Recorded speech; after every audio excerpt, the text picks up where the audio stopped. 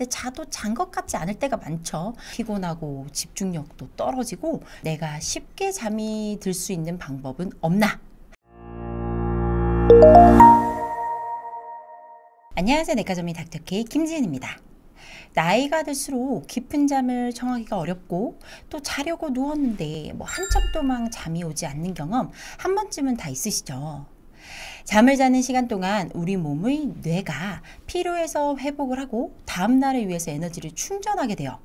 그런데 이 과정이 잘 안 되면 당연히 더 피곤하고 집중력도 떨어지고 여러 가지 건강 문제까지 발생할 수가 있습니다.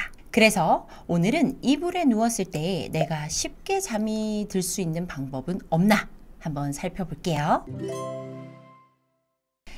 쉽게 잠드는 방법을 알려면 가장 먼저 이해해야 할 것은 바로 멜라토닌입니다.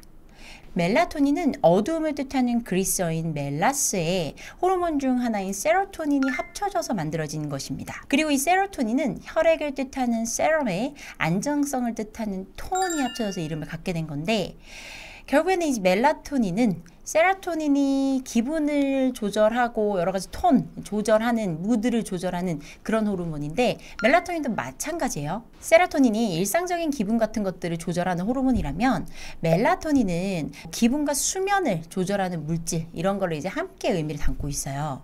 두 가지가 이제 짝을 이루는데, 망막으로 빛이 들어가면 우리 몸에서는 신체 활동을 돕는 세로토닌이라는 것을 만들어요. 시간이 지나서 빛이 사라지고 어두워지면 낮에 생겼던 세로토닌이 수면을 유도하고 휴식을 취하게 되는 멜라토닌으로 전환이 되는 거예요. 두 가지가 짝이라는 의미가 그런 의미예요. 그러면 멜라토닌의 양이 풍부하게 잘 나오면 잠을 잘 잘 수 있어요. 그런데 이게 나이가 들수록 점점 힘듭니다. 지금 보시는 표는 나이와 멜라토닌의 수치를 연구한 자료인데, 비교적 젊은 나이인 30대까지는 괜찮아요. 그런데 50대 이후에는 수치가 정말 뚝 떨어지는 것을 보실 수 있습니다. 그리고 나이와 시간에 따른 자료도 한번 보시면 가장 깊은 잠에 들어야 할 새벽에도 나이가 들수록 멜라토닌 수치가 크게 높아지지가 않는다는 것이 보이시죠? 그래서 우리는 깊은 잠을 들기가 어려운 거예요. 그러면 이 수면 문제를 나는 나이가 이제 들어서 그렇구나 하고 당연하게 받아들여야만 할까요? 수면 문제가 노화와 함께 자연스럽게 생긴다지만 여러 가지를 노력을 해주시면 어느 정도는 해결해 볼 수 있습니다. 자, 그럼 지금부터 나이와 관계없이 이 멜라토닌 수치를 올리는 방법을 알려드려 볼게요. 첫 번째, 빛을 조절해 주세요. 아까 제가 이제 멜라토닌 수치가 높아야 잠이 잘 온다고 말씀을 드렸죠. 우리 몸의 멜라토닌과 세로토닌 농도를 동시에 나타낸 그래프를 한번 볼게요. 밤 9시가 넘어가면 우리 몸에서 멜라토닌 농도가 올라가고 아침에 일어날 때쯤에는 그 농도가 확 떨어지는 걸 볼 수 있죠. 이것은 우리 인간의 몸 안에 있는 생체시계와 관련성이 커요. 우리 몸 안에 있는 생체시계는 빛에 굉장히 민감하게 반응하도록 설정이 돼 있어요. 그 이유는 우리가 아주 오랜 시간 동안 태양을 보면서 지나있기 때문이죠. 그 결과로 지금은 모든 사람이 24시간을 이 주기를 기반으로 하는 생체시계를 가지고 태어납니다. 이 리듬을 잘 따라가면 일상생활이 훨씬 수월해져요.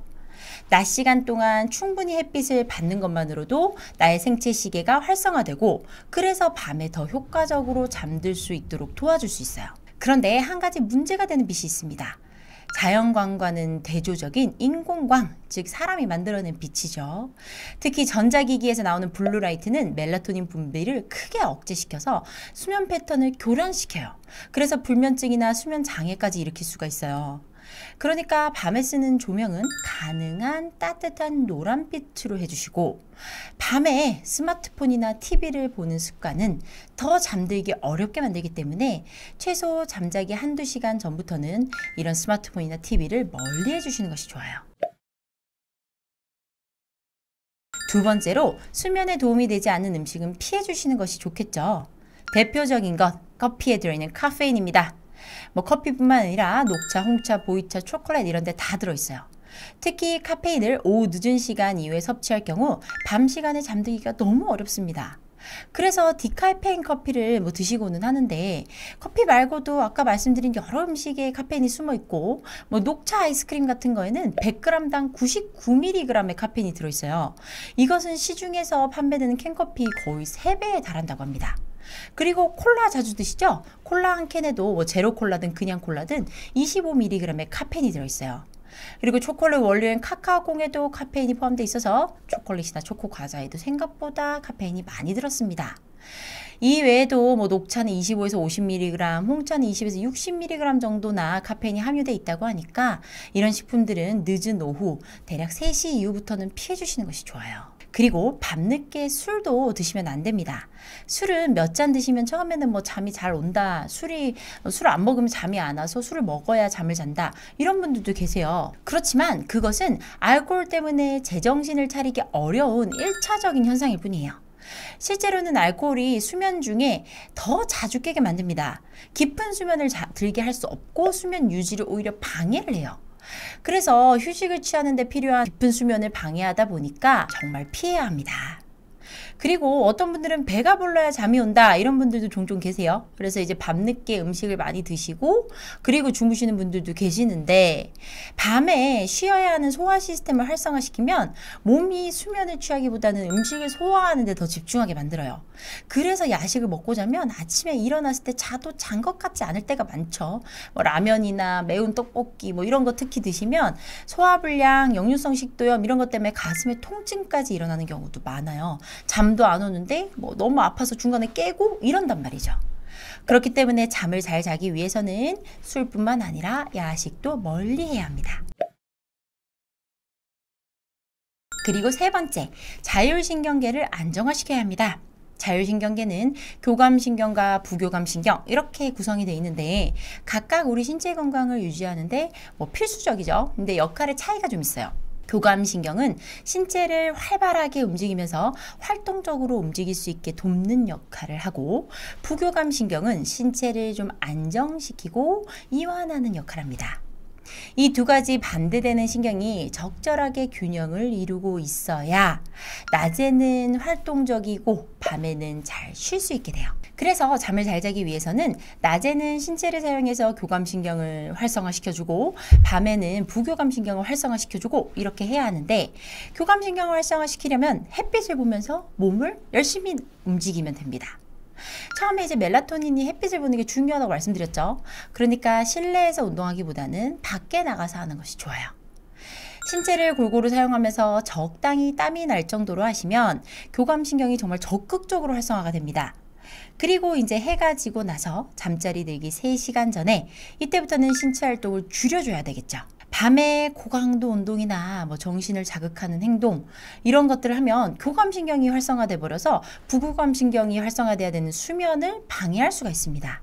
그래서 잠자기 3시간 전에는 조용하고 평화로운 활동, 명상, 요가, 독서 이런 것들을 해주시면 부교감신경이 활성화돼서 잠을 쉽게 드는 데 도움을 줄 거예요. 그리고 네 번째, 평소에 침대와는 멀어지셔야 합니다. 이게 무슨 얘기냐? 잠을 잘 자기 위해서는 잘 때만 침대에 가셔야 된다는 얘기예요. 침대는 잠을 자는 데지 쉬는 데가 아니거든요. 뭐 잠깐 쉬어야지 하고 누워서 핸드폰 한다든가 TV를 본다든가 하는 다른 활동을 침대에서 하다 보면 뇌가 무의식적으로 침대를 자는 곳이 아니라 다른 활동도 할 수 있는 곳이라고 인지를 해버립니다. 그러면 밤에 자려고 침대에 누웠을 때 자는 곳으로 인식을 하는데 방해가 될 수 있겠죠. 침대에서는 가능한 수면과 관련된 활동만 해주셔야 합니다. 그리고 웬만해서 낮잠은 안 주무시는 게 좋죠. 낮잠은 하루 리듬을 깨트리고 밤에 잠들기를 더 어려워지게 합니다. 혹시라도 나도 모르게 낮잠을 길게 자버리면 밤에 깊은 수면을 방해할 수밖에 없죠. 그래도 너무 피곤한데 어떻게 하나요? 뭐 이러신 분들도 계시죠. 사실 뭐 너무 피곤할 때가 있으니까. 그럴 때는 햇빛을 보면서 과하지 않을 정도로만 몸을 좀 움직여주세요. 그러면 교감신경이 활성화되기 때문에 뭐 잠을 쫓는데 오히려 도움이 됩니다. 그리고 이렇게 오히려 잠을 미뤄야 밤에 잠이 더 잘 오게 됩니다. 오늘은 여러분께 멜라토닌을 중심으로 쉽게 잠들 수 있는 4가지 방법에 대해서 말씀드렸어요. 다시 한번 정리해 드릴게요. 첫 번째, 낮에 충분하게 햇빛 쬐기. 두 번째, 카페인 술 야식하지 말기. 세 번째, 낮에는 열심히 활동, 특히 밖에서. 밤에는 활동을 최대한 줄여서 자율신경계를 안정화시키기. 네 번째, 침대는 잘 때만 가기. 시간이 갈수록 잠들기 어려운 거는 노화로 인한 현상이긴 합니다. 하지만 생활 습관을 바꿔보신다면 분명 효과가 있어요. 꼭 기억해 보시고 실천하셔서 오늘은 꼭 달콤한 꿀잠 주무셨으면 좋겠습니다. 오늘 들으신 내용이 마음에 드시면 구독, 좋아요, 알림 설정 부탁드릴게요. 감사합니다. 내과 전문의 닥터 K 김지은이었습니다.